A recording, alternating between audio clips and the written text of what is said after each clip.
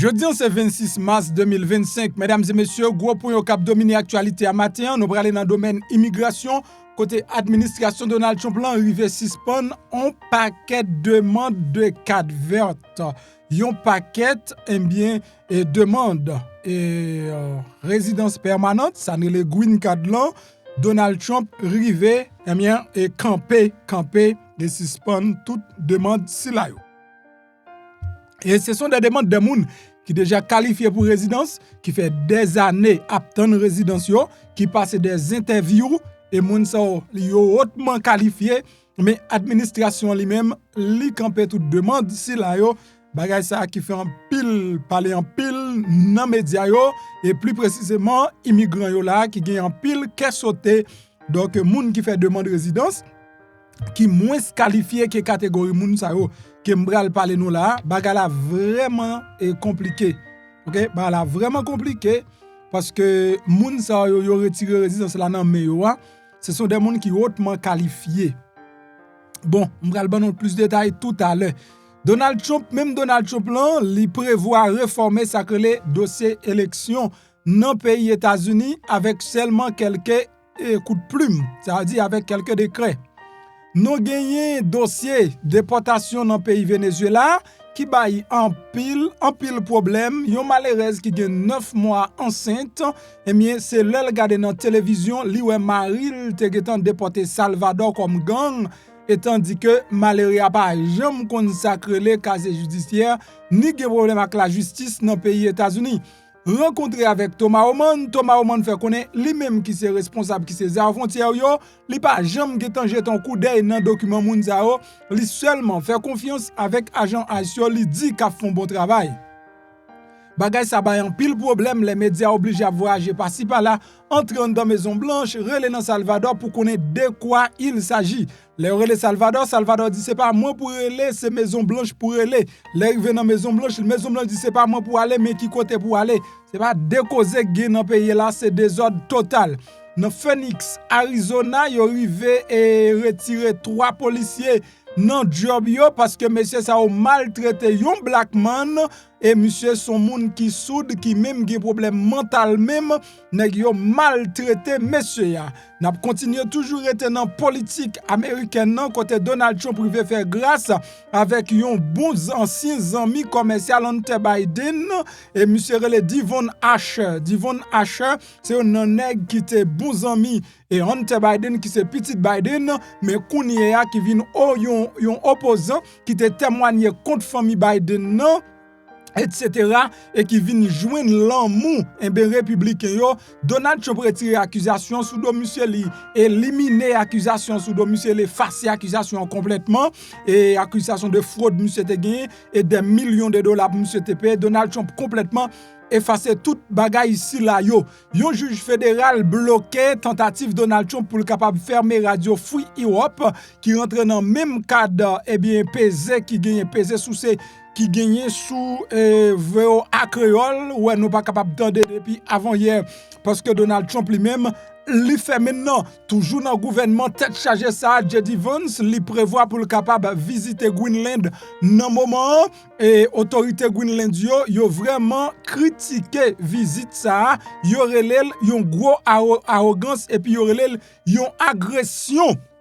Mesdames et messieurs, yon lot étudiant dans l'université Columbia qui te participé dans une série de manifestations recevoir l'ordre pour ta parti mais yon juge ordonné États-Unis pour suspendre tentative pour déporter étudiant premier cycle ça dans Columbia. M'a rappelé étudiante ça lui-même li quitté la Kaili depuis elle te gen 7 ans et jodi al gen 21 ans. Elles sont résidents permanents dans pays malgré tout Donald Trump li prévoit pour le capable déporter.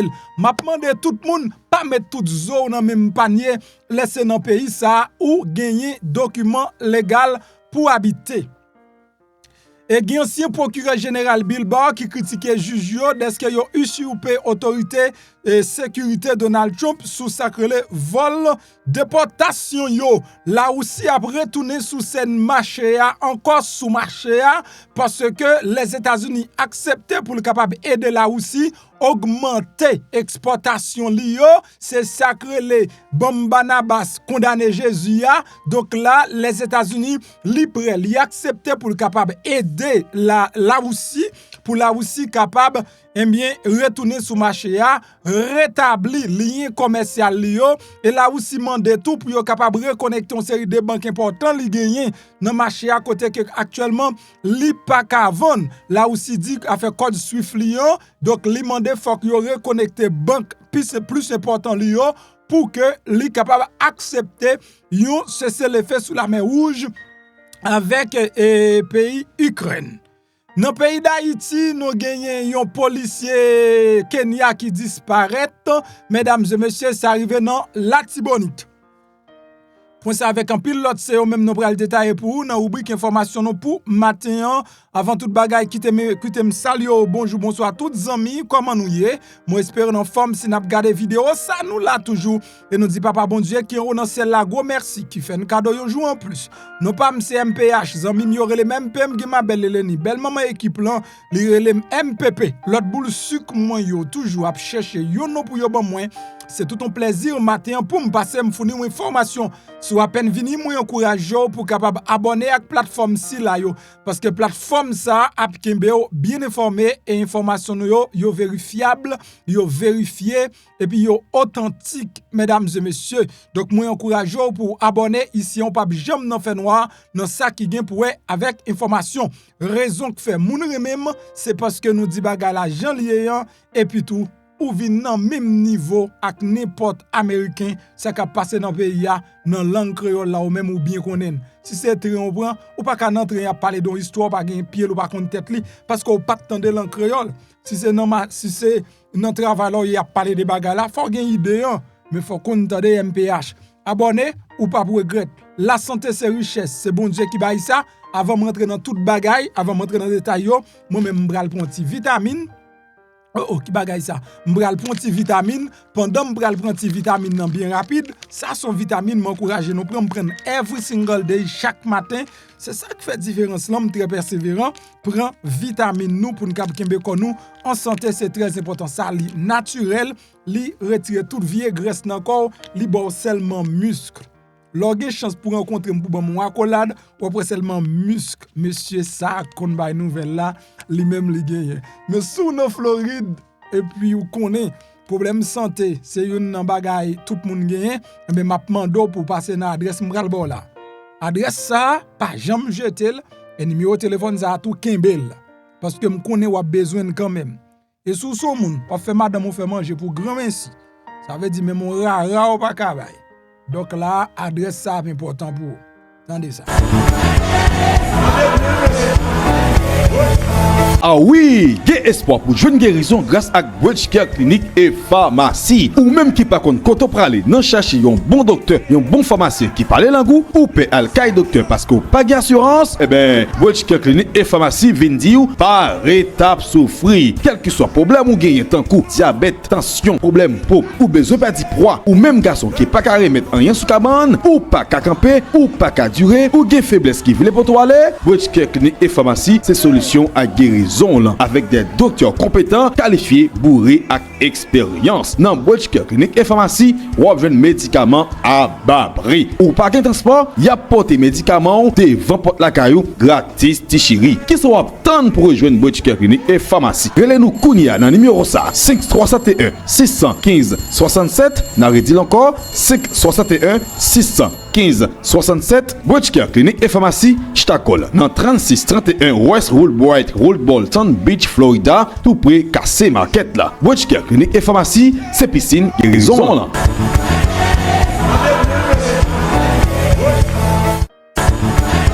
Well, pour gagner espoir pour une guérison, faut gagner un bon docteur après papa bon Dieu qui en haut dans ciel là. Donc nous prenons rentrer exactement dans détail parce que matin nous vraiment pas gain temps et nous avons 3 activités qui sous côté pour nous régler matin, nous pas aucun temps qu'a perdu mais en nous rentrer dans détail parce que pas oublier que nous non air spécial, ça n'a vivre là, c'est bagaille moun pas jamais vivre avant. Analyse que me fait et pas oublier tout nous parler de insécurité dans pays États-Unis et problème sécurité côté qui gagne hier, tu gagné Tulsi Galbo, tu gagné encore petit R7, quand plusieurs moun qui devant Sénat à répondre une question, m'bral faut regarder parce que ici on connaît pas de problème ça. Donc c'est qui ça moun so pral parler, m'bral dire on a fait une vidéo à tout. Donc n'a vivons bagaille exceptionnel. Moi t'as senti que l'administration Donald Trump là, li gon projet, gon plan, gon côté il veut aller. Gon bagaille li veut faire aux États-Unis. Et ça le veut faire pas deal. OK, ça le veut faire pas deal. M'a demandé moi si moun yo pas besoin étranger dans pays encore que yo deal. Que yo deal clair ou fini. Donc que yo dit tout monde qu'on gagne résidence, qu'on gagne carte verte, qu'on gagne nationalité à la kaou. Ou fini. Parce que gon série de actes qu'a posé là on pas comprendre. Mais problème qui gagne c'est que projet a pas réussi. Nous en 2025. Sa administration ça fait nous en 2025, li trop tard. Li trop tard et technologie a getan trop avancé. Les hommes getan gen trop détails ak information dans yo. Ça veut dire le monde déjà trop éclairé. Démocratie a getan entré dans 23 moun. Gon série de bagaille c'est pas le moment pour venir faire yo. Même si président Trump besoin faire yo, mais yo sans avenir. Ça veut dire son bagay va faire pour 4 ans. Son série de bagay va faire pour 4 ans. Après 4 ans, le pape arrêté. Ça c'est action dictature, c'est dictateur, c'est autocratie ça qu'a fait là. Ça pas gagné pour l'oué avec histoire États-Unis en tant que pays d'accueil dans le monde là. Yon pays de son refuge pour tout le monde. Que les autorités dans l'autre pays respectent parce que yo connaît les gros problèmes, yo carré les États-Unis. Mais jodi président font bagay qu'on pas comprendre. Parce que les États-Unis pas qu'un grand pays pour contre lui seulement. Mesdames et messieurs, ou pas qu'un grand pour contre tout seulement. Bon m'don bagay. Si ou vive ou pas faire personne vive grâce à ou même la vie ou pas utile rien sur la terre. Seul la vie ou gain importance, c'est le gain moun k'ap vive grâce à vie pa ou. C'est ça qui fait parfois. C'est pas parce que m'gain travail pour m'bay moun travail. Souvent dans équipe moyen, ou après tout ça m'bay moun fait c'est ça m'ka fait. Ou quitter le jodi m'a fait le pi bien passo. M'pa apprendre pour m'investir dans bagay nan noir là-dedans. Donc États-Unis vle grand pour contre li qui pas possible. En regardant situation. Administration Donald Trump là, li suspend en bon créole une série de demandes de carte verte dans cadre d'un effort de contrôle agressif. Administration discrètement là où est suspendu, ça veut dire m'kwe ça son passé simple. Traitement non ça son passé composé a discrètement suspendu. Donc administration Donald Trump a discrètement suspendu traitement des demandes de carte verte. C'est pour un bagay qui pral fait, son bagay qui déjà fait. C'est pas pour n'importe moun. Pour une série de moun. Non moun sa gen des réfugiés approuvés. M'bral dou, réfugiés approuvés a, li gen plus droit, li vin gen plus droit passer que ou même maman ou appliqué pour. Mari ou appliqué pour, madame appliqué pour. Ça veut dire tout moun qui applique pour 4 vet dans moment là ou poko joindre ni la prière en pile pas rien dit traitement 4 vet ou pas suspend. Moun sa c'est moun qui qualifie les réfugiés. Réfugiés yo ce sont des moun dans pays yo qui gagnent persécution. La vie yo en jeu.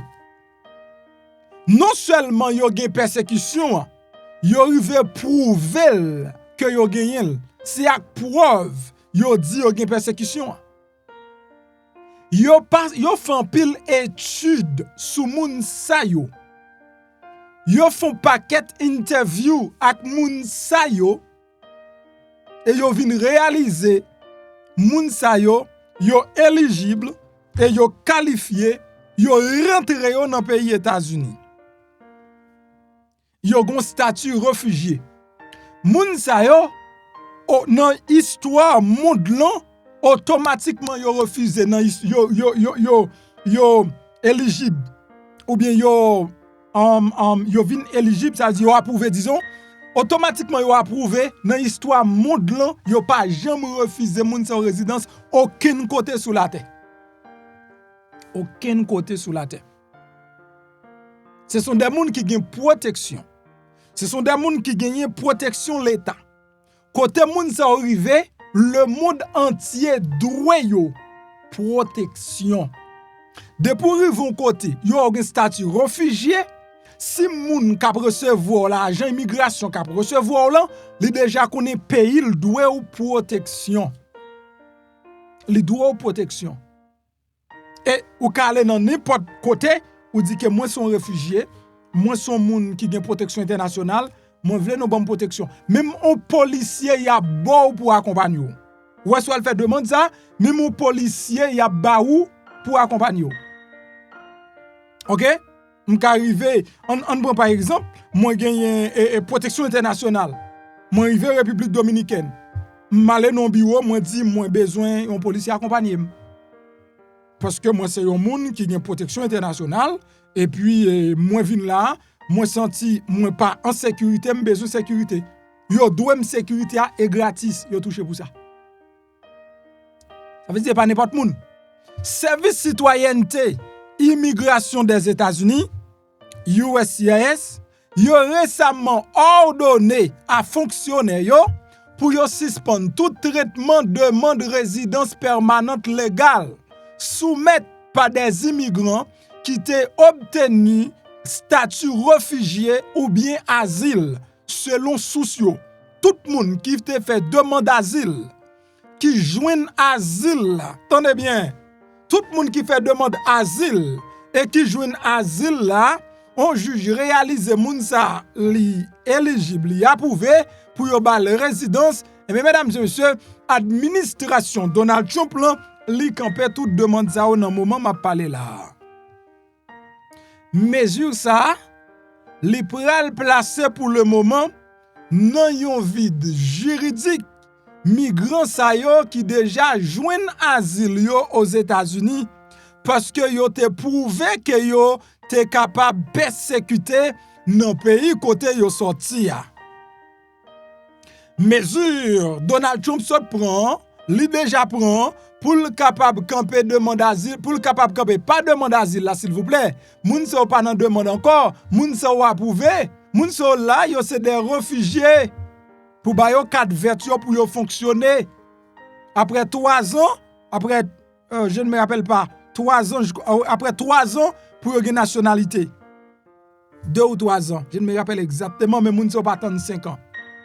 Réfugiés yo autorisé pour yo rentrer aux États-Unis après un processus international exhaustif de contrôle de sécurité, examen médical, entretien qui durait généralement des années. Demandeurs d'asile yo c'est des étrangers aux États-Unis qui bénéficient d'une protection accordée par des juges de l'immigration ou bien des agents d'asile.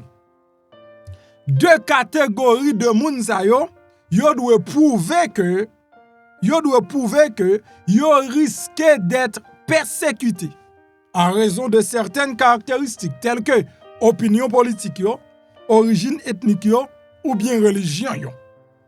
Donc, c'est ça moun ça fait des années pour yo prouver que la vie en jeu. Si yo tourne côté au sorti, y a mouri, mais mesdames et messieurs, moun so arrivé dans phase qu'on y a pris jeune cadre vertueux, administration Donald Trump là décidé pas bay moun yo cadre vert là.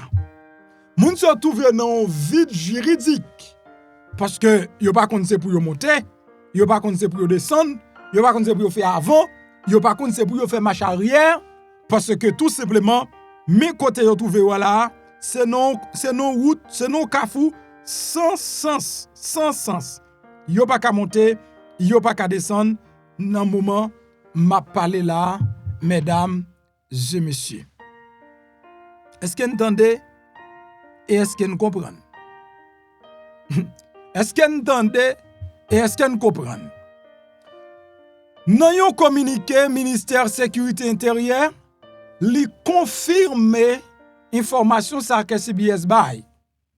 Li affirme que pose ça dans traitement cadre vet là, li nécessaire pour yo conformer yo à 2 mesures exécutives qui étaient émises par Donald Trump.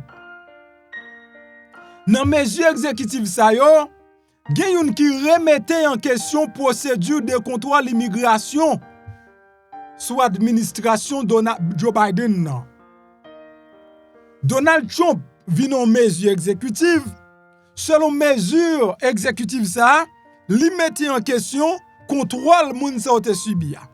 Pile année moun sa tap ton nan, eh bien interview moun sa ta la dan nan, procédure qui était en place dans période là, monsieur a pas fait yo confiance, ça veut dire moun sa yo fin qualifié pour asile là, Donald Trump gen intention pour faire moun sa retourner à zéro encore pour ta dit m'pa fin koué dossier là parce que pas moins que t'entendo.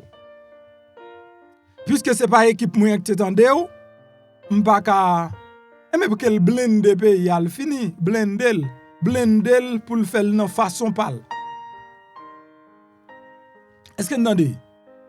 Donc USCIS suspend de manière temporaire traitement en série de demandes ajustement statut et dans attente de réalisation en contrôle supplémentaire qui visait à identifier éventuelle fraude, problème sécurité publique, sécurité nationale, conformément à la décision exécutive de Donald Trump.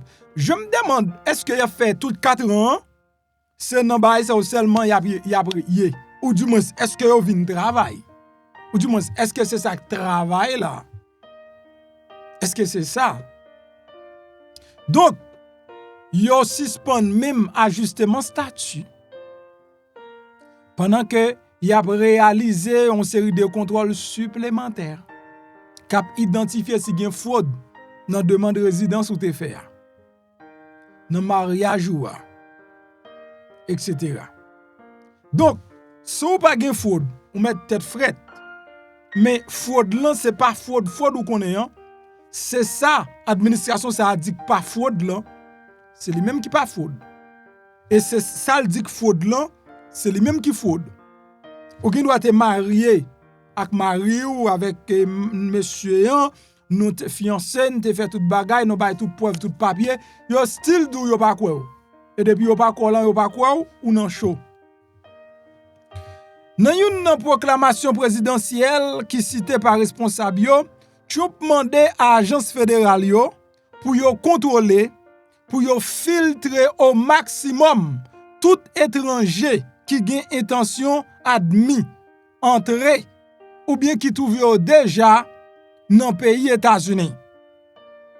Dans une proclamation présidentielle, responsable yo dit Donald Trump mandé avec agence qui responsable pour faire moun rentrer dans pays pour yo filtrer au maximum tout étranger qui gagne intention de rentrer aux États-Unis, qui vivent aux États-Unis, qui déjà aux États-Unis, qui gagne intention de venir aux États-Unis. Parmi moun sa yo, moun k'ap mande visa, même visa touriste, visa travail, visa étudiant, li mande pour yo filtrer yo au maximum. Filtrer yo au maximum. Ça veut dire, c'est prendre la crème de la crème pour nous quitter rentrer. Mais affaire dit, ti malheureux, ou gon de $4,000, on vient visiter. Non. Son l'autre bagaille. En pile moun qui gen résidence permanente, actuellement, yo pas safe, yo pas en sécurité. L'autre décret exécutif responsable yo cité, li ouvre yon voie à département d'État pour désigner les cartels, les gangs mexicains comme Tren de Aragua, comme des organisations terroristes étrangères. Nous connaissons ça déjà. Suspension d'une série de demandes de cadvet, c'est la dernière mesure que l'administration Choplan prend pour restreindre, resserrer, dans certains cas, suspendre procédure immigration légale en raison des préoccupations concernant sécurité nationale et fraude. Donc Donald Trump gagne comme objectif, gagne comme idée, éliminer sacré l'immigration, que moun pas entrer dans le pays, que 4 vet la vend à $5 millions.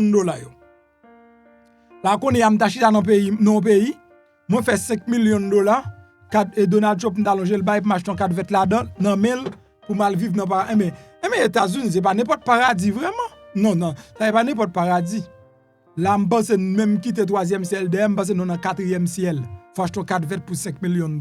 Moun qui dans lavage, l'argent, moun qui dans wash money, moun ça y a pas acheté 4 vet pour $5 millions. Vous comprenez? Mais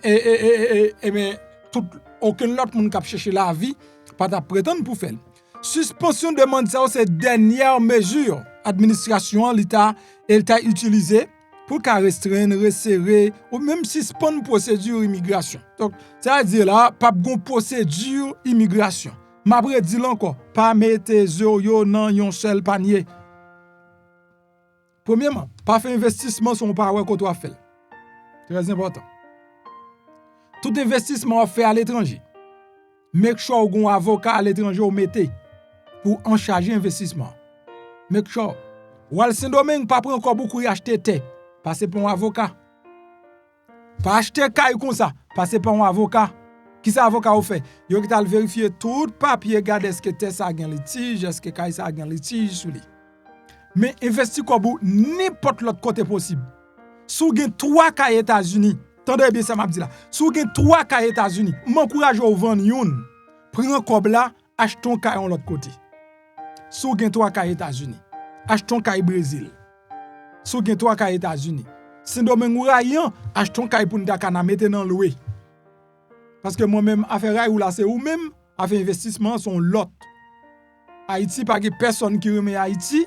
Pas que personne qui remet Haïti ne cap diriger le par email ou même souffle touyer tête tout détruire femme pour capable et faire orgueil ou plaisir mettre fait. Mais investisseur pas que patrie et pas que nèg ka dit l'autre bagaille. Oh Jean-Dominique qui a fait haïtien pas c'est misère et moi qui fait. M'sou investisseur a dit Dominique qui a fait haïtien pas c'est misère. L'argent pour gagner comme pour gagner moi mettre payer dans misère automatiquement qu'on Haïti riche. Dominique a blavé pio. Dominique a blavé pio investisseur pas un rival. Et pas dans pays mal investi sous nom mouvement compagnie. Et ben moins c'est compagnie. Donc ça sont l'autre bagarre sont l'autre débat lié donc c'est pas moun gros cerveau m'a parlé là, moun petit cerveau lui-même lui raciste là. Mais mon investisseur a investissement lui profit. Excusez-moi, investisseur a profit. Ou même ou a fait patriotique ou pas un problème avec patriotique là jusqu'à maintenant. Mais les méthodes à travers le monde et puis pays pour la terrorisme même occupé là ou pral ouais raciste là c'est une mais terroriste occupé pays pour là sont l'autre et terroriste dans palais national yo dans tout côté. Maison Blanche c'est pour blanc, c'est ça Donald Trump veut faire connaître. L'administration lui annoncé semaine dernière que lui accordé 30 jours à plus que yon demi-million migrants qui sorti Cuba, Haïti, Nicaragua, Venezuela qui te arrivé grâce à parole Biden nous tout connaît ça. Donc li ba yo yon mois pour moun sa arrivé déporter tête yo.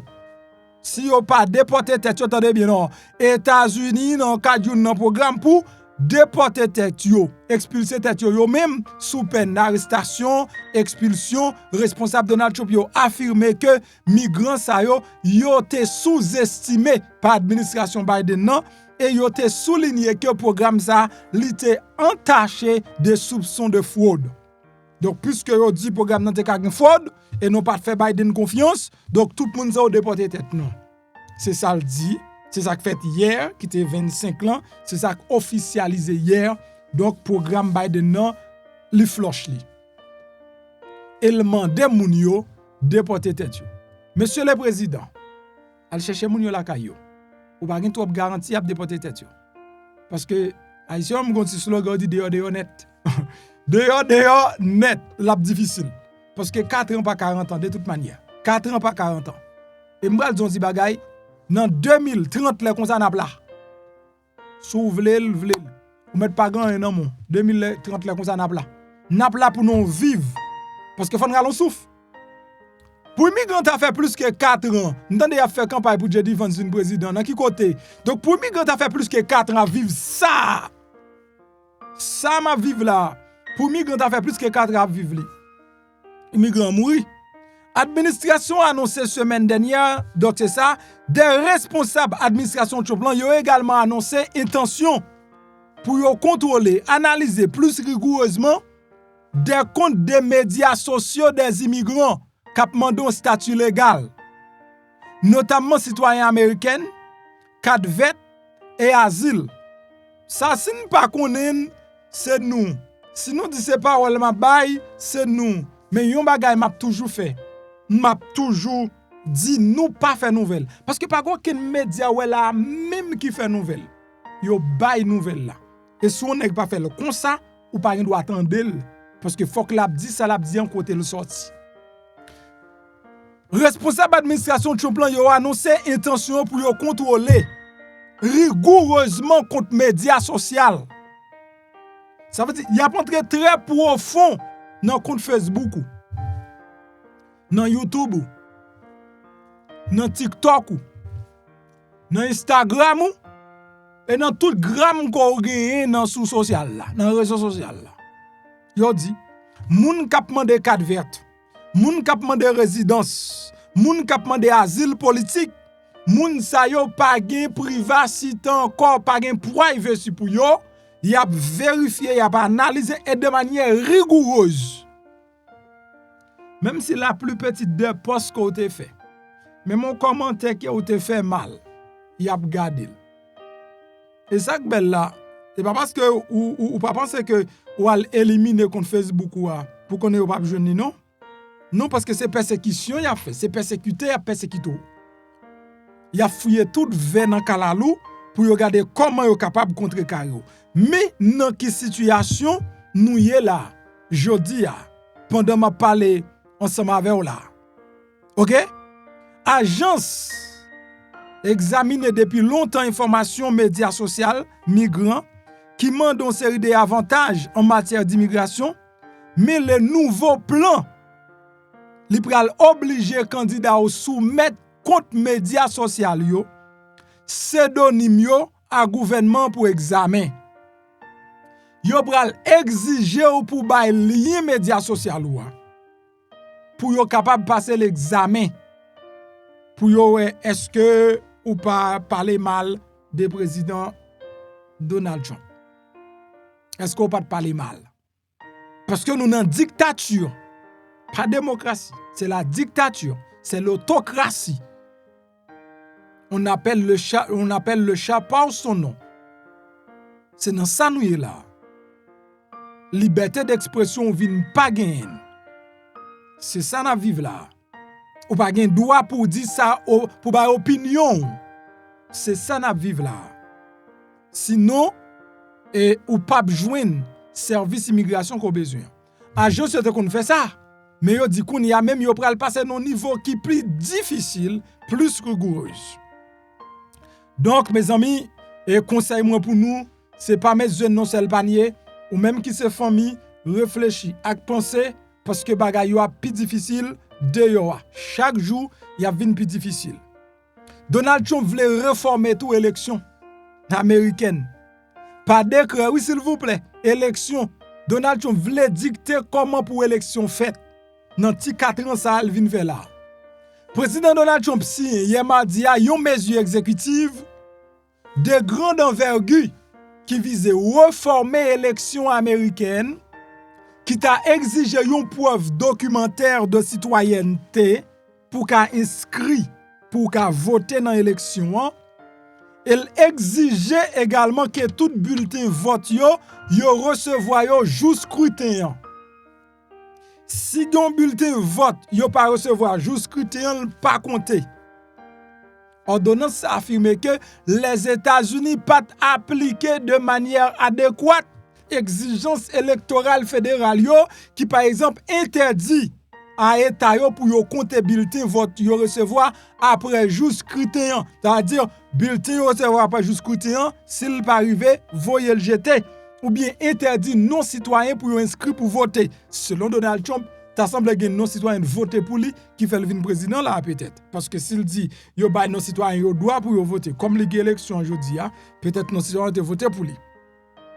Décret affirme que les États-Unis pas réussi à appliquer protection électorale fondamentale qui est nécessaire. Il demande les États-Unis, il demande à l'État dans les États-Unis pour collaborer avec l'agence fédérale pour yo partager liste électorale pour suivre infraction électorale yo. Président également menacé pour retirer financement fédéral et ça avec responsable électoral qui pas conformel avec mesure ça qu'elle prend journée aujourd'hui. Gagné David Baker qui c'est PDG Centre pour innovation à la recherche électorale, li qualifié décret ça de prise de contrôle par le gouvernement fédéral de l'autorité constitutionnelle des collectivités locales et étatiques en matière d'organisation d'élections. Nous n'avons qui ça? Dictature. Attendez? Donc, li vle faire élection pour élection faite à partir de qu'on y a Jean le remel, Jean le vle, façon le vle. OK? Parce que jusqu'à maintenant le jour élection 2020 il pas perdu. C'est lui qui te gagné. C'est voler ou voler namel, il peut que jamais quoi il te perdu. L'el gagné d'accord il te gagné, l'el perdu il pas d'accord il te perdu. Ba yo compliqué? Bagay yo compliqué. Dans pays Venezuela. It's good to see this. Yon regardez ici of hundreds of Venezuelan migrants to El Salvador without due process. The Trump administration insists they are criminals and gang members, but as we've reported, qui rive dans pays Venezuela, qui rive dans pays Salvador, sans que moun yo and no gang member, passé and then Lilia spoke to the president's border czar. By now, Okay. you've seen the videos from El Salvador. More than 200 Venezuelan men deported from the U.S. and dropped into one of the world's most dangerous prisons, known as Secot. ¿Tú lo reconociste? Sí. You recognized him. One of the faces in the crowd is Nice's partner, she says. How did you feel? OK, malheureux ça n'a pas gade là nan ti kon ça. Eh bien, c'est lui même qui rive Venezuela. Li rive Venezuela, déporté. Li quitte madame ni wap gade là, enceinte 9 mois. when you saw the Enceinte president? 9 mois. Mucho temor, miedo. It was Big terrifying to people. see the videos. She's 9 months pregnant, people. past her due date. Él no va a estar presente. He's not going to be there when his child is born. Her partner is Henry Albornoz. The 29-year-old crossed the southern border more than a year ago. She says he's been working as a mechanic in Texas and was detained in January during a routine check-in with federal agents. According to his OK? attorney, Donc, Albornoz yo arrêté monsieur, voyé li dans prison Salvador, quitte madame ni 9 mois enceinte. Et là que yo contacté monsieur qui relé Thomas Oman nan, pour le bail quelques explications comment déportation ça au fait. Est-ce que yo vérifié document moun yo dit qui c'est gang yo. Donc il dit lui même li pas gen accès à tout document yo, li seulement fait agent haïtien confiance qui a fait job là.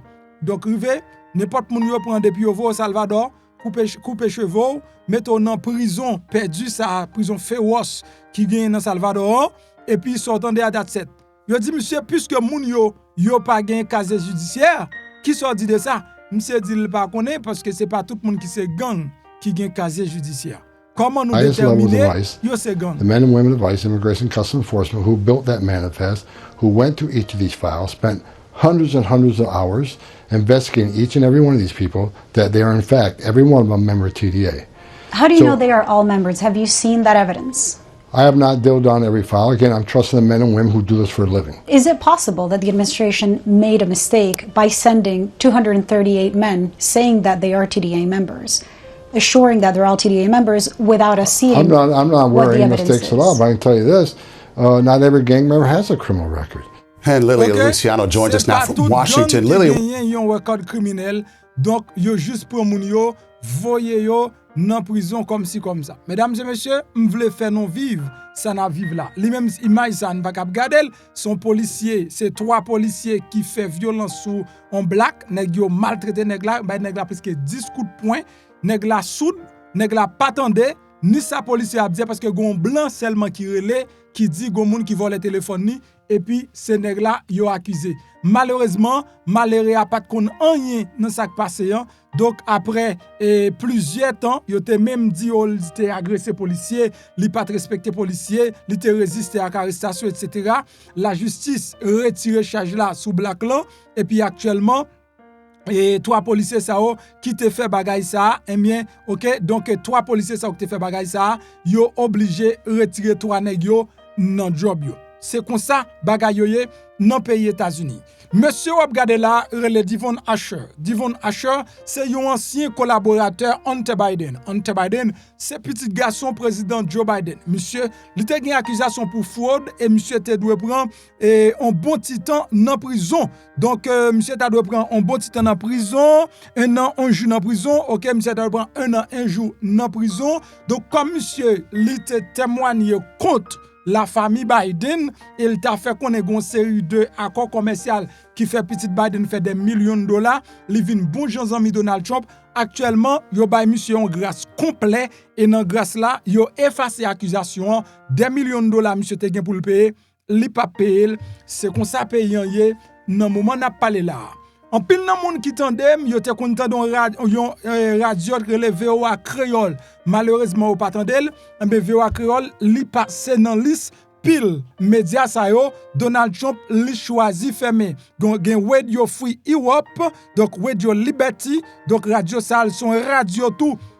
Donc en Europe qui émettent en Europe côté que l'État fédéral c'est lui-même qui sponsorisé radio a, un juge fédéral temporairement li bloqué décision Donald Trump prend pour capable camper radio ça au moins ba possibilité pour le capable fonctionner jusqu'à 28 mars cap vini là. J.D. Vance li gen pour diriger une visite américaine de haut niveau dans Greenland et Donald Trump fait connaître son base militaire yo gen l'autre bois yo pral garder et gen plusieurs l'autre même madame monsieur avec plusieurs autres autorités pral l'autre bois encore et autorité dans Greenland yo qualifié ça de une agression. Les États-Unis lui-même l'a fait sur Greenland, mesdames et messieurs.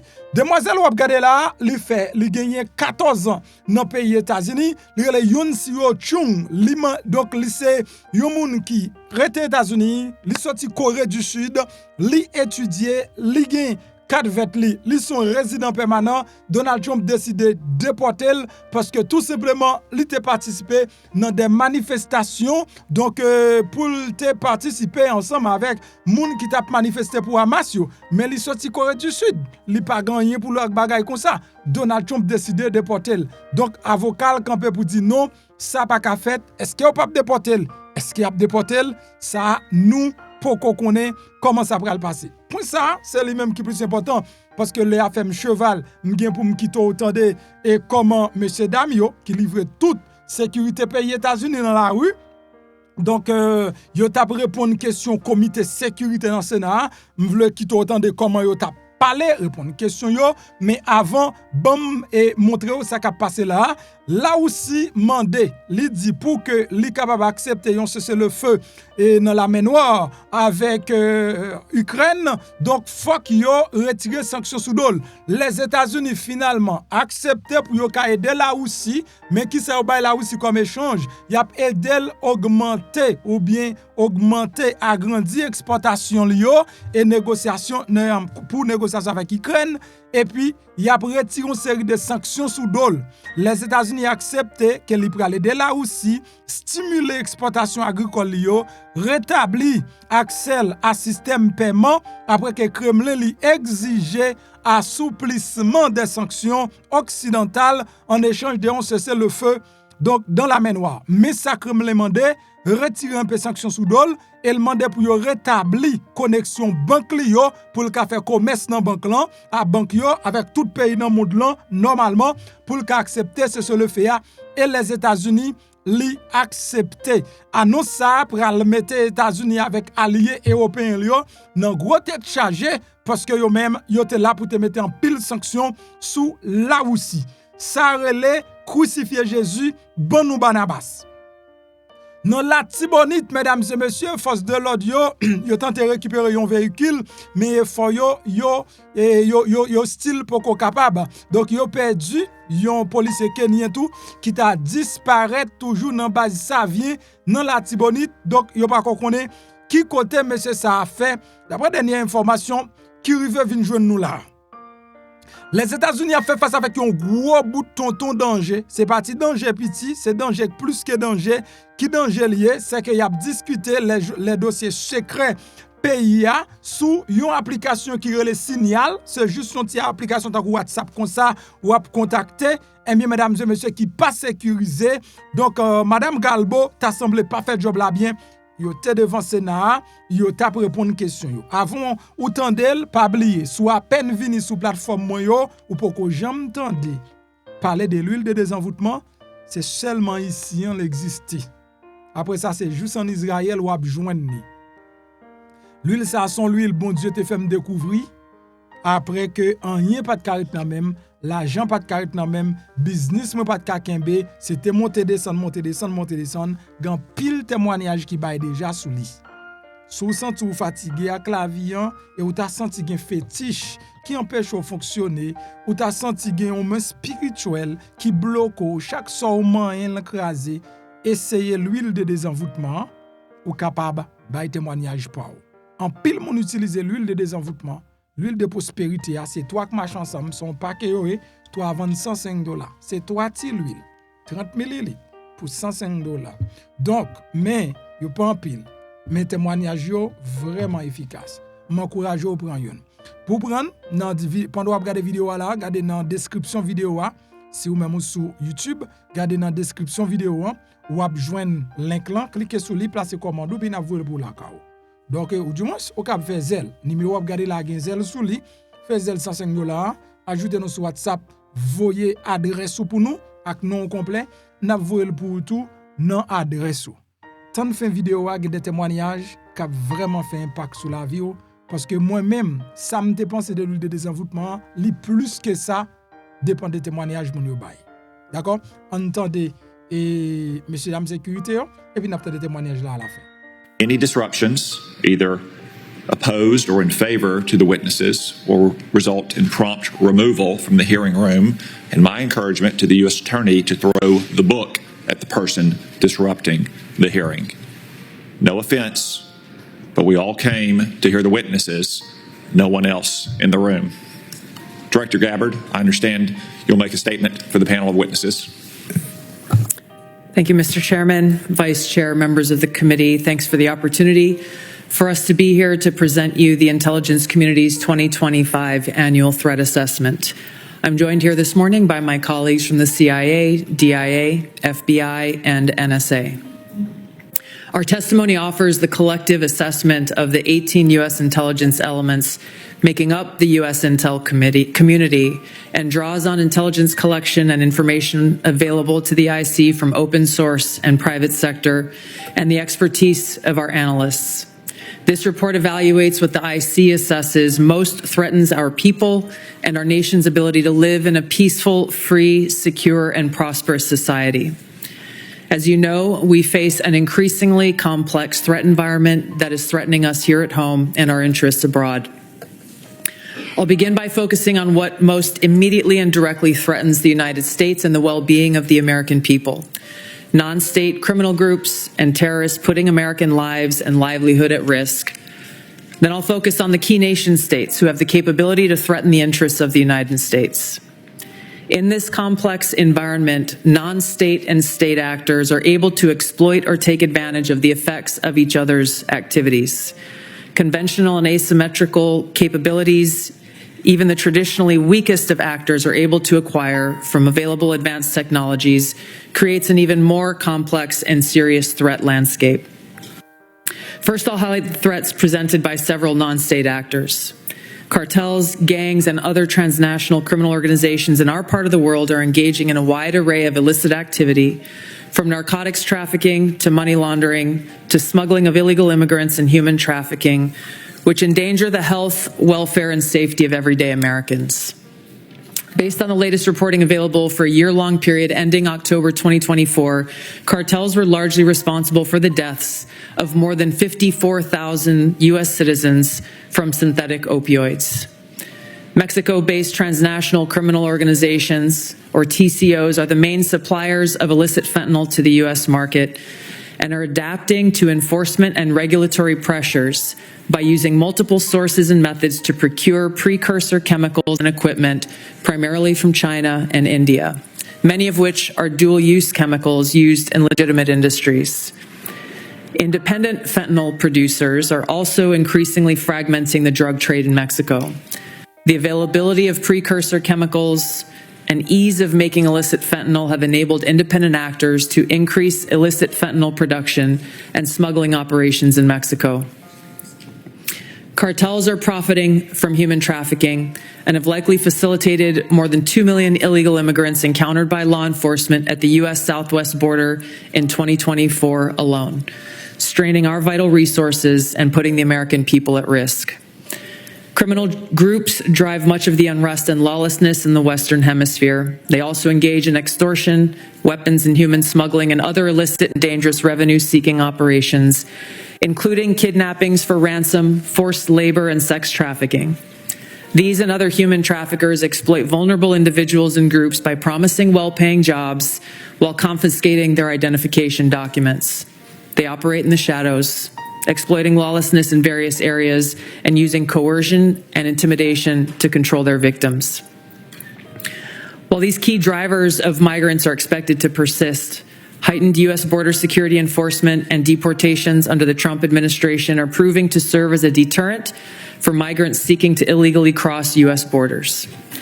U.S. Border Patrol apprehensions along the southwest border in January 2025 dropped 85% from the same period in 2024. Transnational Islamist extremists such as ISIS and Al-Qaeda and affiliated jihadi groups continue to pursue, enable, or inspire attacks against the United States and our citizens abroad and within the homeland to advance their ultimate objective of establishing a global Islamist caliphate. This includes heightened efforts to spread their ideology to recruit and radicalize individuals in the U.S. and the West. While the New Year's Day attacker in New Orleans had no known direct contact with ISIS terrorists, he was influenced and radicalized by ISIS ideological propaganda, as one example. Al-Qaeda and its affiliates continue to call for attacks against the United States as they conduct attacks overseas. These jihadist groups have shown their ability to adapt and evolve, including using new technologies and tactics to spread their ideology and recruit new followers. A range of non-state cyber criminals are also targeting our economic interests, critical infrastructure, and advanced commercial capability for extortion, other coercive pursuits, and financial gain. These actors use a variety of tactics, including phishing, ransomware, and denial of service attacks, to disrupt our systems and steal sensitive and lucrative information using available technologies and U.S. cyber vulnerabilities. Ransomware actors last year, for example, attacked the largest payment processor for U.S. healthcare institutions. And another set of criminal actors conducted cyber attacks against U.S. water utilities. Some of these non-state cyber actors also operate as proxies for or emulate similar activities carried out by major state actors. While these non-state cyber actors often seek financial and intellectual property gains, they also carry out cyber operations for espionage purposes, targeting our critical infrastructure. Turning to key state actors, the IC sees China, Russia, Iran, and North Korea engaging in activities that could challenge U.S. capabilities and interests, especially related to our security and economy. These actors are in some cases working together in different areas to target U.S. interests and to protect themselves from U.S. sanctions. At this point, the IC assesses that China is our most capable strategic competitor. Under the leadership of President Xi Jinping, the People's Republic of China seeks to position itself as a leading power on the world stage, economically, technologically, and militarily. Beijing is driven in part by a belief that Washington is pursuing a broad effort to contain China's rise and undermine CCP rule.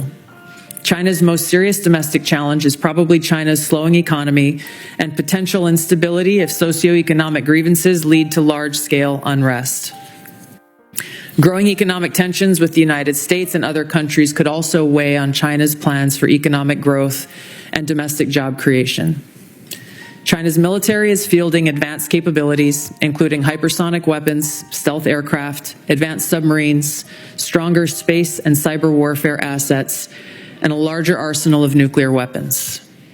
While it would like to develop and maintain positive ties with the United States and the Trump administration to advance its interests and avoid conflict, China is building its military capability in part to gain advantage in the event of a military conflict with the United States around the issue of China's efforts toward unification with the Republic of China, or Taiwan. China's military is also expanding its presence in the Asia-Pacific region with a focus on disputed territorial claims in both the East China and South China Seas. Beijing is advancing its cyber capabilities for sophisticated operations aimed at stealing sensitive U.S. government and private sector information and pre-positioning additional asymmetric attack options that may be deployed in a conflict.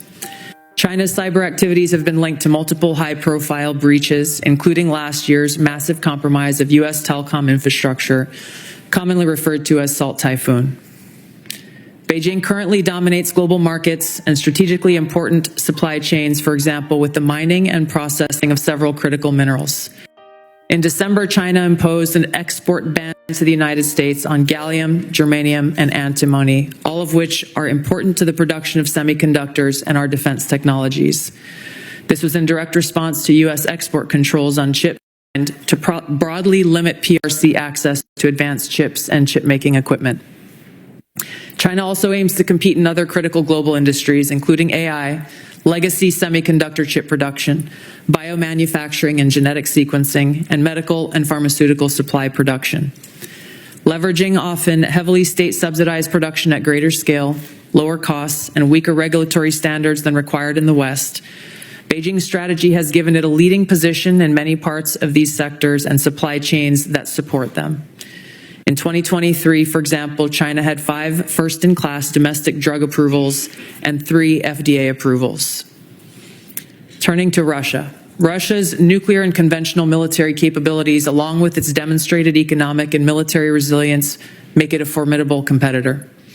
Moscow has more nuclear weapons than any other nation that could inflict catastrophic damage on the United States and the world in the event of a major war that Russian leaders feared put them and their regime at serious risk. In late 2024, Russia announced updates to its public nuclear doctrine, expanding the conditions under which Russia would consider using nuclear weapons. Russia is building a more modern and survivable nuclear force designed to circumvent U.S. missile defense through reliable retaliatory strike potential. Russia intends to deter the U.S. by holding both the U.S. homeland at risk and by having the capabilities to threaten nuclear war in a conflict.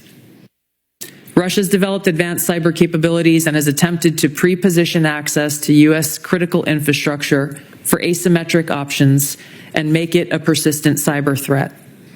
Russia's cyber activities have been linked to multiple high-profile breaches, including the 2023 hack of Microsoft. Russia is also fielding new capabilities in anti-satellite weapons meant to degrade U.S. and allied space infrastructure. Among Russia's most concerning developments is a new satellite intended to carry a nuclear weapon as an anti-satellite weapon, violating long-standing international law against such activity and putting the U.S. and global economy at risk. Iran continues to seek expansion of its influence in the Middle East, despite the degradation to its proxies and defenses during the Gaza conflict.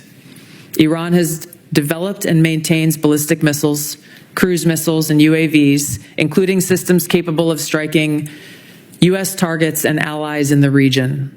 Tehran has shown a willingness to use these weapons, including during a 2020 attack on U.S. forces in Iraq and in attacks against Israel in April and October 2024. Iran's cyber operations and capabilities also present a serious threat to U.S. networks and data. The IC continues to assess that Iran is not building a nuclear weapon, and Supreme Leader Khamenei has not authorized the nuclear weapons program that he suspended in 2003. The IC continues to monitor closely if Tehran decides to reauthorize its nuclear weapons program. In the past year, we've seen an erosion of a decades-long taboo in Iran on discussing nuclear weapons in public, likely emboldening nuclear weapons advocates within Iran's decision-making apparatus. Iran's enriched uranium stockpile is at its highest levels and is unprecedented for a state without nuclear weapons. Iran will likely continue efforts to counter Israel and press for U.S. military withdrawal from the region by aiding, arming, and helping to reconstitute its loose consortium of like-minded terrorists and militant actors, which it refers to as its axis of resistance. Although weakened, this collection of actors still presents a wide range of threats, including to Israel's population, U.S. forces deployed in Iraq and Syria, and to U.S. and international military and commercial shipping and transit. North Korean leader Kim Jong-un is pursuing stronger strategic and conventional capabilities that can target U.S. forces and allies in the region, as well as the U.S. homeland, to bolster North Korea's leverage and stature, defend its regime, and achieve at least tacit recognition as a nuclear weapons power. Kim's recently cemented strategic partnership with Russia supports these goals by providing him greater financial, military, and diplomatic support, reduced reliance on China, and providing North Korean forces and weapons systems authentic warfighting experience. Kim views his strategic weapons advances since 2019, its deepening ties with Russia, and North Korea's economic durability as strengthening his negotiating position against Washington's demands for denuclearization and lessening his need for sanctions relief. North Korea is probably prepared to conduct another nuclear test on short notice and continues to flight test its ICBMs to demonstrate their increasing capabilities as leverage in future negotiations. Since 2022, China, Russia, Iran, and North Korea have grown closer. Removing the accelerant of the war in Ukraine is unlikely to revert these bilateral relationships to a pre-war 2021 baseline, leaving room for new strategic priorities and world events to create new incentives or challenges to their currently high levels of cooperation. Russia has been a catalyst for much of this expanded cooperation, driven heavily by the support it has needed for its war effort against Ukraine, including protection from U.S. and Western sanctions.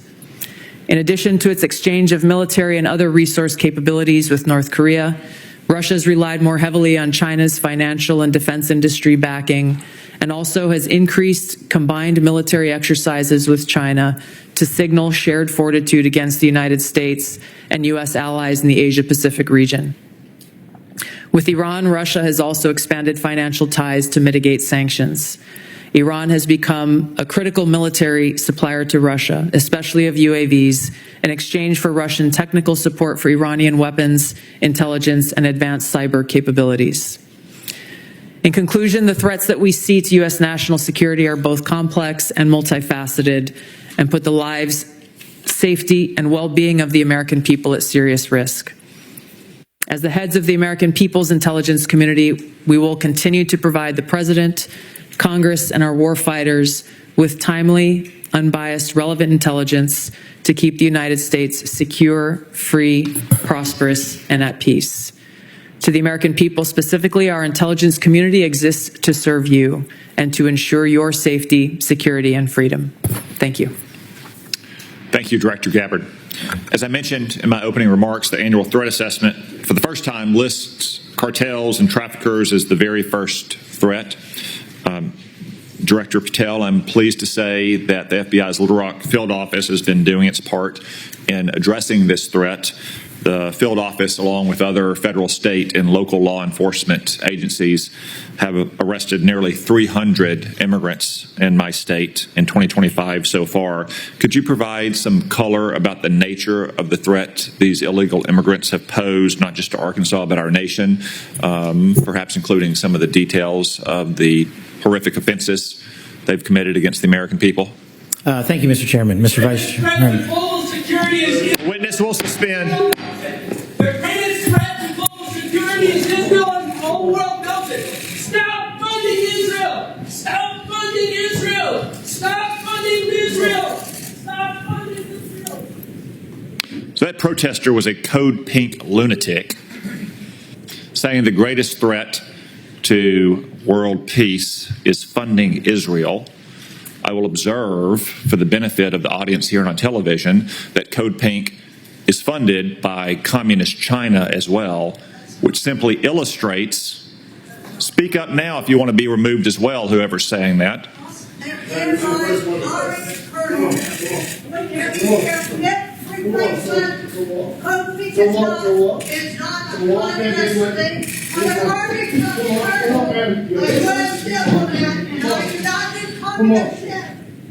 If anyone else would like to join them, speak now, please, so we don't have any more disruptions.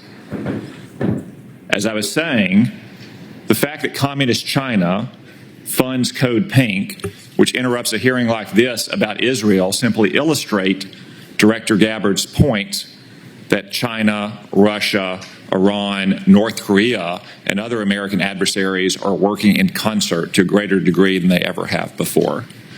Director Patel, back to my question, could you give us some color about the threat that illegal migrants have posed, not only to my state, which has resulted in nearly 300 arrests in 2025, but also to the nation at large? Thank you, Mr. Chairman, Mr. Vice Chairman, and members of the committee. I appreciate the time to address you all. Specifically to Arkansas, Senator, the priorities at the FBI, which I identified during my confirmation hearing and since, is attacking violent crime along with national security. And every single state in this country is a border state. Arkansas is no exception. Allow me to highlight the work of the men and women in the FBI and state and local law enforcement in the state of Arkansas. Since February 5th alone, we've had 220 illegal immigrants arrested on charges varying from violent offenses, weapons offenses, narcotics offenses, and serious violent felonies. 253 separate individuals have been charged related to those offenses. And here's something I want the American people to hear about narcotics and countering narcotics. Thousands of pounds of narcotics were seized in these 3 weeks in the state of Arkansas. Thousands, worth tens of millions of dollars. Everything from fentanyl to meth to cocaine to heroin to marijuana and more. And also including manufactured drugs. The FBI does have the biggest footprint in Arkansas, but we could not achieve this mission without our state and local law enforcement partners, which has been one of the priorities since I took the helm at the FBI. They provide the greatest ground level intelligence to conduct these operations in Arkansas and in every single state across the union. Since February 5th, we've assisted with the arrest of hundreds of criminals and illegals throughout your state, and that was just a 3-week operation. Prior to that, Senator, there was a bust of 17 federal indictments relating to a meth lab in the state of Arkansas in the southwest corner of your state. All of those individuals are now facing prosecution for hundreds of pounds of illegal opioids, guns, and other illicit material. So we will continue to do that work. We will work it 6-7 days a week, 365 days a year, not just in your state, Mr. Chairman, but in every state. Thank you, Director Patel. As Director Gabbard highlighted from the annual threat report, Director Ratcliffe, many, if not most, of the chemical precursors for deadly fentanyl produced by Mexican drug cartels originates in China. China, of course, is a techno-totalitarian police state. They have technology to monitor their own people that Soviet Russia could have only imagined. Is there any reason, Director Ratcliffe, to believe that China could not monitor and crack down on this flow of chemical precursors to Mexico if it chose to do so? Thank Thank you, Senator, for the question. No, there's nothing that prevent China, the People's Republic of China, from cracking down on fentanyl precursors. As you well know, Senator, one of the reasons that they don't is that there are more than 600 PRC-related companies that produce those precursor chemicals in an industry that generates $1.5 trillion. That is one of the reasons that we see that Chinese efforts to affect the fentanyl precursors are really limited in nature and intermittent in nature, and not a dedicated effort to enforce their own laws and regulations to crack down on this. Thank you, Director Ratcliffe. I have many more questions I could ask, but I'm going to try to lead by example and stay within the 5-minute limit for the benefit of senators. I remind everyone there is a vote scheduled at noon.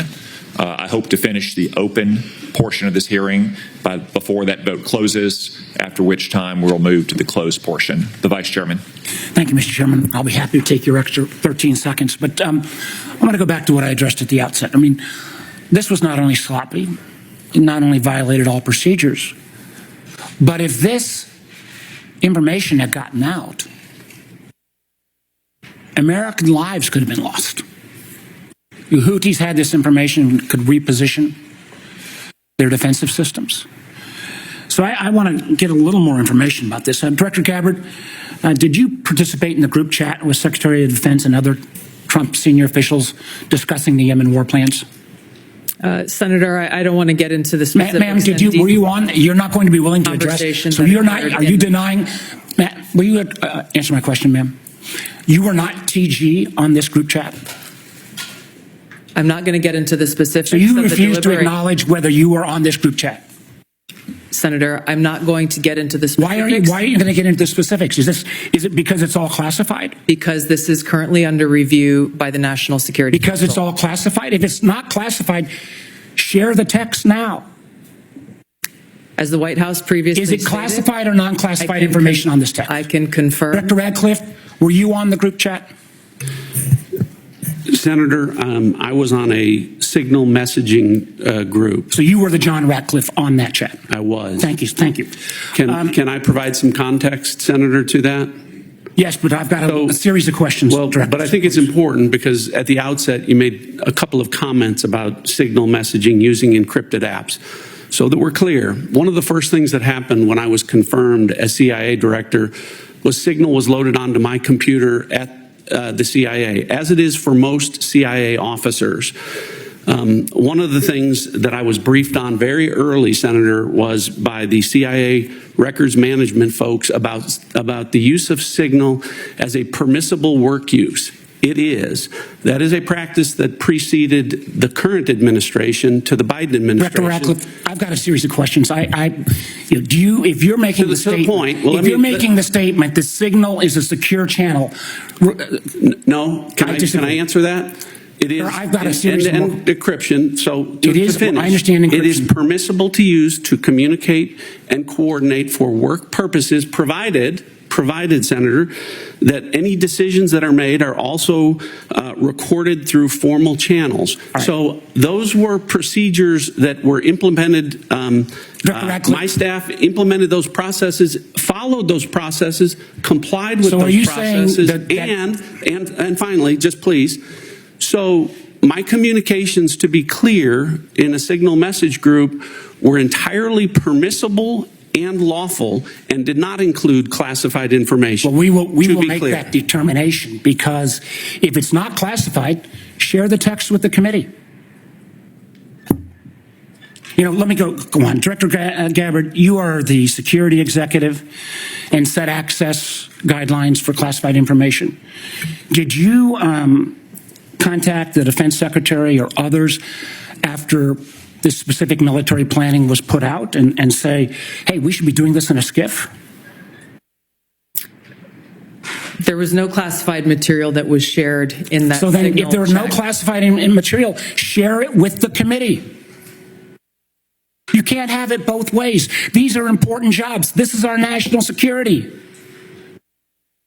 bobbing and weaving and trying to, filibuster your answer. So please answer the question. If this was Director Gabbard, if this was a rank and file intelligence officer who did this kind of careless behavior, what would you do with them? Senator, I'll reiterate that there was no classified material that was shared in that. Ma'am, if there's no classified in materials, share. And then if there's no classified materials, then you can't even answer the question whether you're on the chat. This is strangely familiar, and I think my colleagues will remember when you couldn't answer the question, is Edward Snowden a traitor? Ma'am, I have serious doubts about anyway. Director Gabbard, I'm going to give you this. Tweeted just 11 days ago, and I'm quoting you. Any unauthorized release of classified information is a violation of the law and will be treated as such. So if this information is classified, what are you going to do? Senator, 2 points here. First of all, there's a difference between inadvertent release versus careless and sloppy, malicious leaks of classified information. The second point is there was no classified information that was on the Information Commission get that information. Director and the Patel, National Security Director Council Patel, my time's about out, and I'm going to use my 12 seconds after the chairman came. Director Patel, has the FBI launched any investigation of this? Senator, I was just briefed about it late last night, this morning. I don't have an update. I would like to get an answer by the end of the day. At this point in the ordinary course of affairs, I would recognize Senator Collins. She asked me to express to you that she is under the weather this morning. She regrets her absence, but anticipates submitting written questions to which I would request your prompt replies for the Senator. Senator Cornyn. Director Gabbard, I applaud President Trump's efforts to try to bring an end to the war between Russia and Ukraine. I want to read a statement out of the annual threat assessment and just confirm that you agree with this. It says Russia views its ongoing war with Ukraine as a proxy conflict with the West, and its objective to restore Russian strength and security in its near abroad against perceived U.S. and Western encroachment has increased the risks of unintended escalation between Russia and NATO. Do you agree with that statement? And that is in the annual threat assessment, correct? Correct.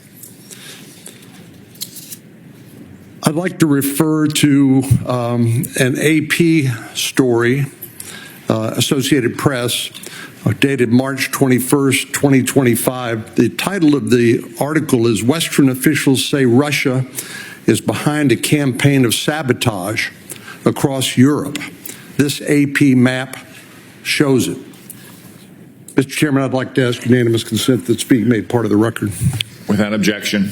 The document that AP compiled, and I presume this is through open sources, documented 59 incidents, including cyber attacks, spreading propaganda, plotting killings, or committing acts of vandalism, arson, sabotage, or espionage. Is that consistent with your understanding and impression of what Russia's currently engaged in Europe? Senator, I haven't seen that specific article, but I can confirm that we assess Russia's attempts to conduct such sabotage activities in Europe. Thank you. One of the things that I'm most concerned about following some of the discussions between Russia and Ukraine and the United States and our other allies, obviously, as I said, peace between Ukraine and Russia is the desirable end state. I think you'd have to be crazy to say otherwise. But I also want to talk a little bit about the unexpected or maybe unintended consequences of European insecurity. I know the incoming Chancellor of Germany has talked about the possibility that Germany might share its nuclear weapons with Ukraine and suggested that the UK would be part of that. I know that Poland has talked about acquiring nuclear weapons. and perhaps other European countries to make up for what they view as a receding of the American umbrella of protection. General Krause, what would be the result of the proliferation of nuclear weapon-armed countries in Europe if, in fact, that would occur as a result of the perception of European insecurity? Senator, thank you for the question.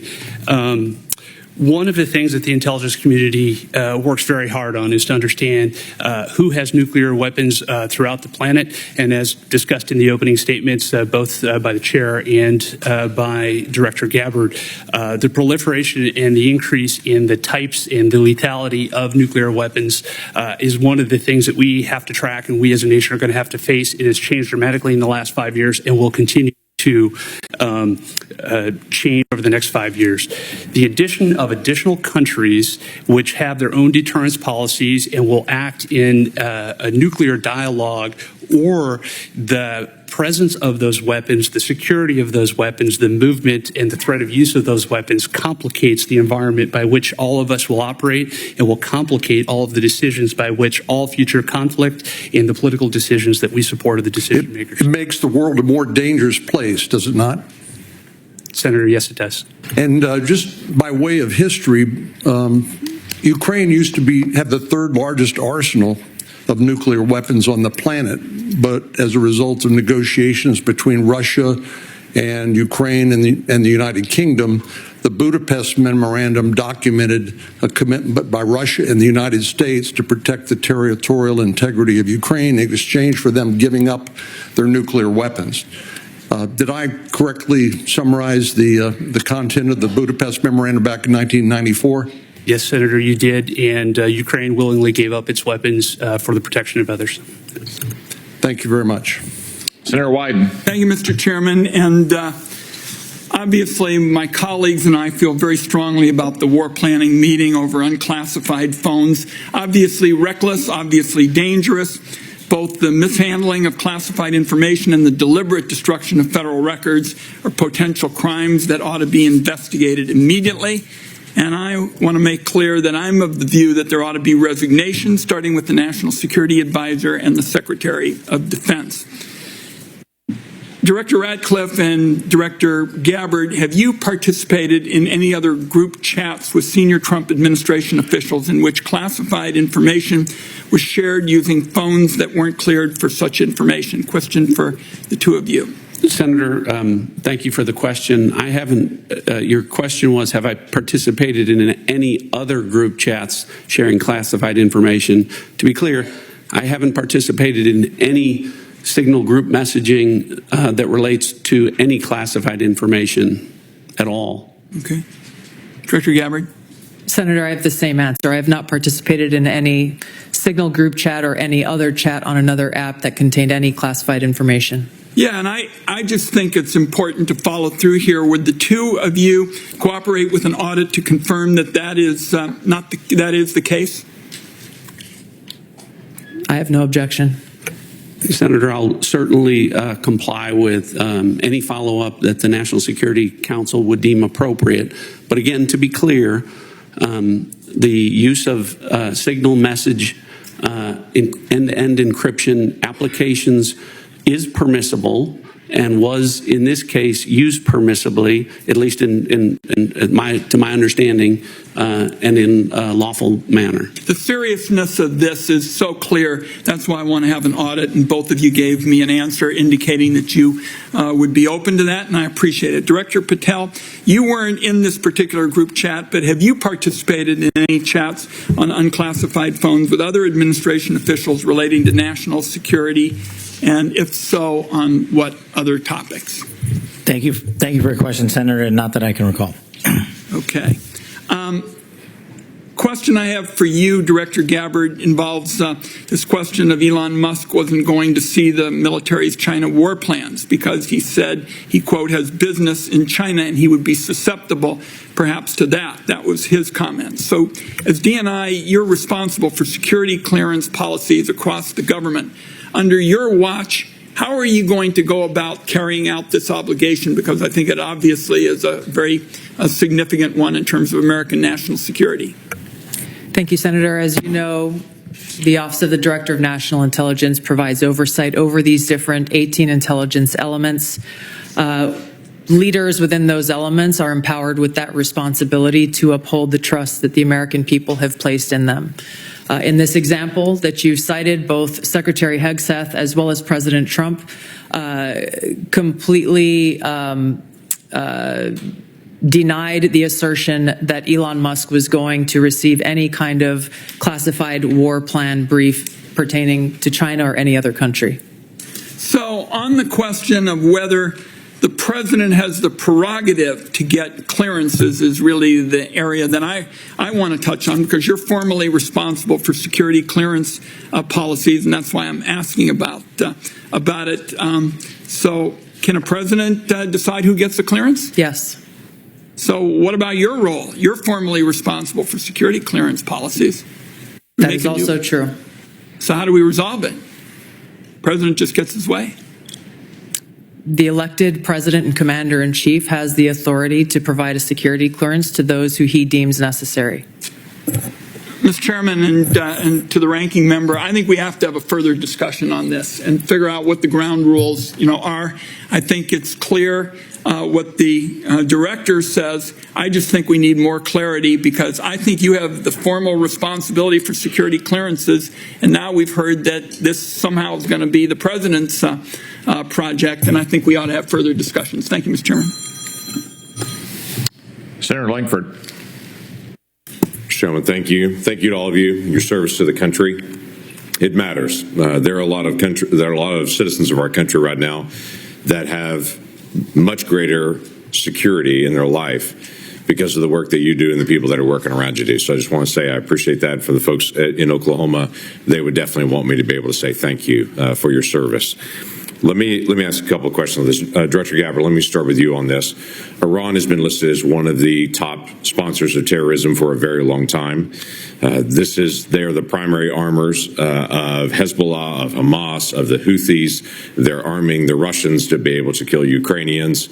They continue to be able to destabilize the region. And just in the recent days, when many nations in the Gulf region have talked about how to provide greater stability, Iranian leadership stepped out and made very clear statements. They want a one-state solution for Israel, and it's to drive out all Jews. So this continues to be an issue not just for the region, but for Americans in particular. So my question is on this is the sanctions and the effect of sanctions, what we know about the Iranian response. Under the Biden administration, those sanctions will turn down, where, quite frankly, Iran has been able to sell $90 billion in oil on the global market to be able to rearm itself and all the others around the region. Now sanctions are now going back on to Iran again. What do we know about the effect of those sanctions? Thank you, Senator, for the question. These sanctions have just begun to be reinstated, so the full effects have not yet borne fruit. But the message that the president has sent with his maximum pressure campaign is certainly heard. As the chairman mentioned in his opening remarks, President Trump recently sent a letter to the leader of Iran expressing his interest in direct talks in order to try to de-escalate and to prevent war, prevent Iran. MPNP, koman nou ye? Nou sali tout staff MPH la. Bezan nou di nou kembe la, kontinye, nan travay nan fè. E bon Dieu li mèm la béni nou. E béni nou deja. M'kadzou, depi m'tachete document que bon Dieu te mette nan ou même pour te partager avec nous immédiatement. Bon Dieu fait grâce, m'joindre nan jeudi nous déjà fin gérer dossier nous. Premier commencer avec Sylvie ça. Nan jeudi nkazou jeudi soir côté bon Dieu mette m dehors nan yon combat que m'te Bon Dieu libéré. Bon Dieu fait grâce même jour, premier jour. Dans demain, c'est pas d'activité. T'as fait virer tourner. Et combien moi chitan ban activité à bon déplacement. Eh bien bon Dieu fait grâce MP. Dans vendredi, yon ami relèm li appliqué pour moi dans un travail. Et puis mais dans lundi m'gen interview. Bon Dieu fait m'aller en la gamme bonne interview a on va redémarrer avec activité parce que j'ai quelques mois m'battre l'activité. Alors MP Kembe là. Que bon Dieu continue à bénir staff là. Bon Dieu bénis nous. Soit gauche à bon on rime. Soit vraiment qui sorti bien. Alors MP Kembe là. Bon Dieu bénis nous. M'te bail témoignage, m'te parler avec nous, même senti m'a pesé, m'te témoigner, même dit non. En délivrance fait son petit fouche seulement. Et puis l'Éternel libéré mal après premier dossier l'huile là. M'pe bon Dieu bénis nos garçons. Et bon Dieu bénis tout staff là. Sorry, bon, on va me paniquer. Je vais vous présenter trois huiles. C'est l'huile de désenvoûtement, l'huile de prospérité et l'huile fertilité. Trois huiles, ça c'est trois huiles qui sortent en Israël. Et faut que moi dire, nous ces derniers monde qui pas connaît l'huile ça a existé. Le monde entier déjà bail témoignage qui impacte l'huile ça a fait dans la vie. Donc, mais nous-mêmes nous sommes en retard, nous pas connaître. Moi-même, c'est pas un monde qui te réfère ni. Je dis c'est ciel là même qui te réfère ni. Parce que c'est après 42 jours de jeûne, 2 fois 21, 42 jours de jeûne, bon Dieu te fait me découvrir l'huile ça. C'est jeûne que je ne peux pas souffrir encore, ça c'est pas capable encore, et tout ça me demande laver. Je suis non job jeudi, je fait 6 mois là-dedans, après 6 mois, je suis pauvre, puis raide. Je fait 1 an bien passé pour les machines, après l'autre année, il faut que une année sécheresse qui vient manger tout ça me posséder. Donc ça veut dire que je ne suis pas jamais capable de prospérer de manière permanente. Je suis la prière, bon Dieu, je voulais sortir dans ça et je prends décision avec toute famille, rentrer dans le jeûne pendant 42 jours. Ça. Et bien, à la fin 42 jours, bon Dieu t'a dit, utilisez l'huile. Pour ne pas côté pour me joindre l'huile. Je chercher. Bon Dieu fait me découvrir l'huile de prospérité avec l'huile de fertilité. Moi, il y a plusieurs personnes qui font copie. Même si bagay ça ressemble bagay magie, m'pa prend yo, faut que moi joigni en Israël. De mal découvrir seule et unique industrie qui gagne certification pour faire l'huile ça en Israël et me commencer use yo. Si me on lave, use li. Ou pas gagne chance, use li. Ou gagne joke yo lage sou use li. Ou pas ka kembe kob use li. Comment? Eh bien, je commence à use l'huile ça yo. Depuis les am k'ap di yo, la vie me changer. M'ka di ça carrément et m'pa peur dire parce que m'pa au nom de bon Dieu David la Salomon, m'pa ka faire bac encore. Au nom du Père, du Fils et du Saint-Esprit. Non, pas un bac. C'est avancé, n'a pas avancé. C'est à partir de là m'vinn commencer et me reprendre sens la vie. Et une n'a plus gros bagay, bon Dieu fait pour moi, ce sont des dômes te gen bien longtemps. M'te perdu yo vinn retourner. Et m'kap di moi-même son petit crasse témoignage moi gagné, mais moun k'ap bay témoignage sur l'huile ça, donc son bagay tête chargée, yo bay comme témoignage. Moun qui était malade, bay témoignage yo. Alors m'pas prescrit moun ni m'pas conseiller moun utiliser, c'est pas prescription, m'pas conseiller moun utiliser comme un traitement, mais moun qui malade utiliser yo joine guérison parce que m'yen l'huile pour l'huile guérison à tout exprès. Nous avons l'huile guérison. Mais l'huile de fertilité, l'huile de désenvoûtement, elle fait ravage. Désenvoûtement, c'est pour retirer tout ça qui vient pour avec énergie négative. Prospérité, c'est pour attirer toute qualité richesse dans la vie. fertilité c'est pour multiplier toute qualité richesse dans la vie. Ou besoin qu'on comment pour utiliser automatiquement. Ou fin faire commande l'huile là, ou fin gagner, m'a voyé en vidéo ba ou k'ap dou mais comment pour utiliser. OK? Ou pas besoin pour vidéo ça, la montre comment pour utiliser et la bon l'autre explication sur ça également.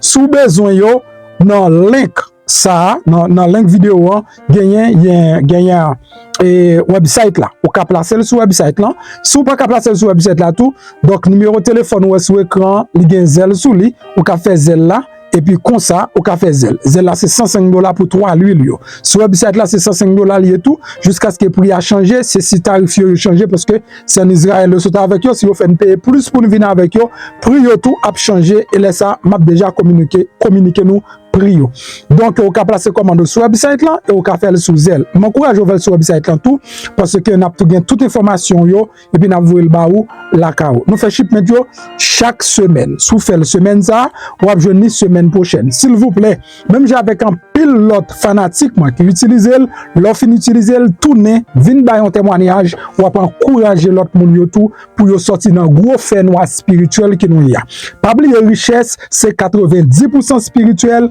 10% matériel. Si travail du temps qu'on fait moun riche, tout le monde tape riche. C'est parce qu'en plus fois nous bloqué spirituellement et puisque nous bloqué spirituellement tout ça ne moyen les bloquer. Moi maintenant pile, m'a quitté dans côté un témoignage et puis n'a parlé pita. Bonjour MP, comment vous êtes tout bagay en forme pour moi mon a faut parler en pile pour l'huile là, yo pas vle acheter bon dit ouais hier mal travaillé. Mon petit clou qui levé dans pied gauche moi. Petit clou a fait pied enflé. Arrivé dans travail, m'pa même arrêter travail, un petit clou a fait mal. La fait mal en pile et puis il fait pied mon gros. Chance moi c'est parce que dans pied gauche qui fait me conduire me vinn là quand moi. Les me venir me baigner après ça me style passer l'huile là sous pied. Et puis tout m'était juste parler avec bon Dieu tout me passer l'huile là sous pied. Après ça me matin me lever puis à désenfler normalement deuxièmement il désenfler il va faire mal. Et c'est un petit clou, on senti pas tout petit 18 et puis il gonflait tout pied. En tout cas